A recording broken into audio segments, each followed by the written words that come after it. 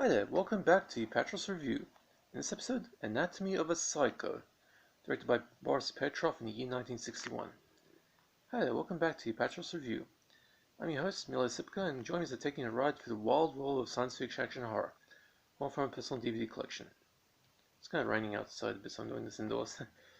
now this film was one of those driving films, the juvenile delinquent films in the 1950s, and it premiered theatrically on the 14th of June 1961 US. Now it is available on Mill Creek's Pure Terror 50 film box set, but there has been a near restoration print available for Vinegar Syndrome on a double bill with the sleazy 1959 thriller The Lonely Sex. This was Anatomy of Psycho was a 1961 juvenile delinquent thriller, a type of movie that existed throughout the first half of the 20th century, starring the likes of the Barry Boys, a New York's version of Skid Row comedy act that lasted from the late 1920s all the way to the 1950s, which originally they were serious and then they became a comedy act, and comprised of social propaganda about showing young people the errors of becoming a juvenile delinquent and keeping their feet on the straight and narrow. Also, Ed Wood actually wrote a script for a film called The Violent Years, cult classic, and it's pretty hardcore for that one. About a group of female juvenile delinquents going crazy. Now, of course, what many young driving patrons thought of this hogwash was pretty clear. They didn't need this to teach them how to behave, considering they went on to form the hippie movement of the late 1960s and misbehaved gloriously.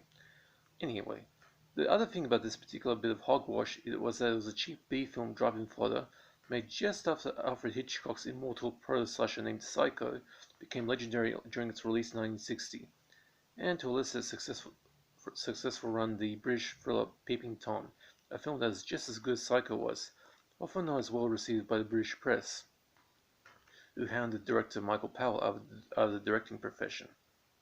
Bastards. Thanks to a very clever bit of savvy salesmanship, Anatomy of a Psycho was given its title and went on to become a long, stable late-night TV broadcast and public domain VHS and DVD releases. If you want to get the best versions available, Vinegar Syndrome, a company that has been making a name for itself over the past half-decade, restoring obscure public domain titles, has put it on a double bill with the sleazy 1959 thriller The Lonely Sex, so go for that release if you can. If nothing else, The Lonely Sex has some boob shots in its first few moments. Really full on for 1959. Now, while most people think that this is some kind of horror film upon hearing its title mentioned, is really just a pretty average juvie thriller that was pretty violent for its time. By the time the 74th minute comes to a close, the title of Psycho, as witnesses all about being executed for murder, a crime he still doesn't believe his late brother committed. In fact, he seems to have an unhealthy obsession with his brother's fate, an obsession that will send him on a path to ruin. Gets slashed on the cheek with a broken bowl, brutally beats up the son of the local district attorney, makes some moves on an innocent woman, burns down a judge's house, and murders one of his own friends, getting another friend to cover for him by committing perjury during the murder trial, where his sister's boyfriend, who happens to be the son of his late brother's crimes only witness, before going fully bugging out and climbing a power pole, where a police officer manages to talk him down before arresting him, sending him into the local mental hospital for some much needed help. I assume the innocent man in jail was then acquitted and released. This cheap film also has something that will surprise fans of B-grade schlock. It uses some of the same musical score from the legendary Plan 9 from Outer Space, Ed Wood's masterpiece, which will cause many seasoned viewers familiar with that film's infamous music to smile to themselves whilst shaking their heads at the coincidence of it all. There is another film I'll review next year that also uses the same music. A bit like watching the cult 1950s segregated teenagers from outer space and coming to the realization that the music from that film was later reused to awesome effect in George Romero's zombie masterpiece Night of the Living Dead. In fact, it cost producer Carl Hardman something like $1,000 to purchase that bit of music for Night.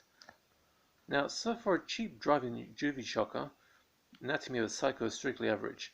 It has a solid premise: a young man whose older brother has just been executed for a murder he committed, or for the younger brother doesn't believe it, and decides to go on a spree of beatings, torturings, and killings to avenge his late brother, only for things to go off the rails for his innocent and quite decent sister, while her boyfriend, who is actually the son of the only witness to the executed criminal's crime, gets framed for the murder the juvie commits.